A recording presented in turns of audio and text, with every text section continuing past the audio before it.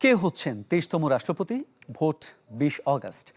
13 August মনোনয়ন দাখিল, 16 তারিখ যাচাই বাছাই আর 18 আগস্ট প্রার্থিতা প্রত্যাহারের শেষ দিন। নির্বাচন কমিশনের তফসিল ঘোষণার ফলে নির্ধারিত সময়ের অনেক আগেই বসতে যাচ্ছে আগামী সংসদ অধিবেশন, যেখানে নির্বাচিত হবেন নতুন রাষ্ট্রপতি। 29.74%। সংবিধান অনুযায়ী জনগণের পরোক্ষ ভোটে নির্বাচিত হন দেশের রাষ্ট্রপতি, আর এ নির্বাচনে ভোট দিয়ে থাকেন সংসদ সদস্যরা। রাষ্ট্রপতি পদ থেকে পদত্যাগ করেন মোহাম্মদ শাহাবুদ্দিন। এরপর এই দায়িত্ব পালন করছেন জাতীয় সংসদের স্পিকার হাফিজ উদ্দিন আহমদ। তবে সংবিধান অনুযায়ী 90 দিনের মধ্যে নির্বাচিত করতে হবে দেশের 23তম রাষ্ট্রপতি। নির্ধারিত সময়ের মধ্যেই নির্বাচন আয়োজন করতে তফসিল ঘোষণা করল নির্বাচন কমিশন। ঘোষিত তফসিল অনুযায়ী নির্বাচনে ভোট হবে 20 আগস্ট। নির্বাচনকর্তার কাছে মনোনয়নপত্র দাখিলের তারিখ হচ্ছে 13ই আগস্ট 2026 বৃহস্পতিবার সকাল 10টা থেকে বিকাল 4টা পর্যন্ত। মনোনয়নপত্র পরীক্ষার তারিখ হচ্ছে 16ই আগস্ট 2026 রোববার সকাল 10টা থেকে যতক্ষণ লাগে। প্রার্থিতা প্রত্যাহারের শেষ তারিখ হচ্ছে 18ই আগস্ট মঙ্গলবার বিকাল 4টা পর্যন্ত সময়। আর ভোট গ্রহণের তারিখ ও সময় হচ্ছে 20 আগস্ট বৃহস্পতিবার অপরাহ্ন 2টা থেকে বিকাল 5টা পর্যন্ত জাতীয় সংসদের সংসদ অধিবেশন কক্ষে। উত্তর দেই না আপনাদের। এখন ভোট গ্রহণের বিভিন্ন প্রশাসনিক কাজ চলবে বলে জানিয়েছেন নির্বাচন কমিশনের সিনিয়র সচিব। আমরা ভোটার তালিকা পেয়েছি, ভোটার তালিকা এবং শিডিউলটা আমরা রেডি করে আপনাদের শিডিউলটা আপনাদেরকে জানিয়ে দিলাম। আমরা এখন বাকিটুকু আমাদের অ্যাডমিনিস্ট্রেটিভ যে প্রসিডিওর আছে সেটুকু আমরা সম্পন্ন করব। গেল 15 জুলাই শেষ হয় বাজেট অধিবেশন। একটি অধিবেশন শেষ হবার পরবর্তী 60 দিনের মধ্যে সংসদের আরেকটি অধিবেশন আহ্বান করা বাধ্যতামূলক।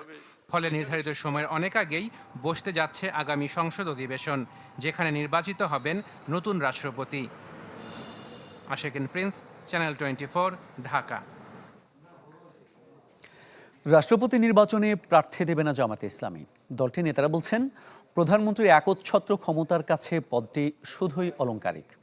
জুলাই সনদের পুরোপুরি বাস্তবায়ন ছাড়া বদলাবে না ফ্যাসিবাদী কাঠামো। রমিজ হুসাইনের রিপোর্ট। মোহাম্মদ শাহাবুদ্দিনের পদত্যাগের পর এখন আলোচনায় রাষ্ট্রপতি নির্বাচন। পদত্যাগের 90 দিনের বাধ্যবাধকতা থাকলেও এখনও ভোটের তারিখ ঘোষণা করেনি নির্বাচন কমিশন। নির্বাচনে বিএনপির প্রার্থী ঠিক করতে এরই মধ্যে দায়িত্ব দেওয়া হয়েছে প্রধানমন্ত্রী তারেক রহমানকে। সংসদের সংখ্যাগরিষ্ঠ দল হিসেবে বিএনপির প্রার্থী নির্বাচিত হবেন এটা প্রায় নিশ্চিত। সংসদের নির্বাচিত, তবে এই নির্বাচনে সুযোগ আছে বিরোধী দলের প্রার্থী দেবার। তবে জামাত ইসলামী জানিয়েছে রাষ্ট্রপতি নির্বাচনে প্রার্থী দেবে না তারা। যে সংখ্যাগরিষ্ঠ দল যারা ক্ষমতায় থাকে তাদেরই মনোনীত রাষ্ট্রপতি প্রার্থী যিনি থাকবেন তিনি বিজয়ী হবেন। শুধু লোক দেখানোর জন্য গণতন্ত্রের সৌন্দর্যের নামে নিশ্চিত পরাজয় জেনে আরেকজন ব্যক্তিকে প্রার্থী করা, এটা হচ্ছে রাজনীতিতে মানুষের কাছে আমার মনে হয় যে এটা একটু হাস্যস্করভাবে হবে। একটা মতামত দিতে পারি যে কোনো পুতুল রাষ্ট্রপতি না হয়ে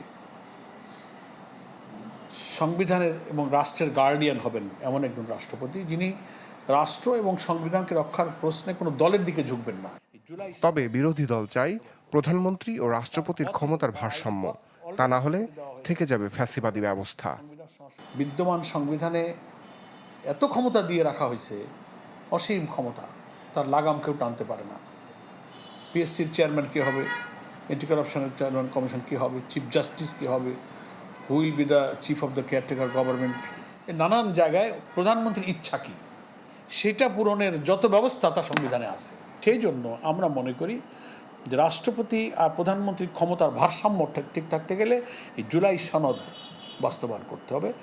350 সংসদ সদস্যের ভোটে নির্বাচিত হবেন দেশের 23তম রাষ্ট্রপতি। রমিজ হুসাইন, চ্যানেল 24, ঢাকা।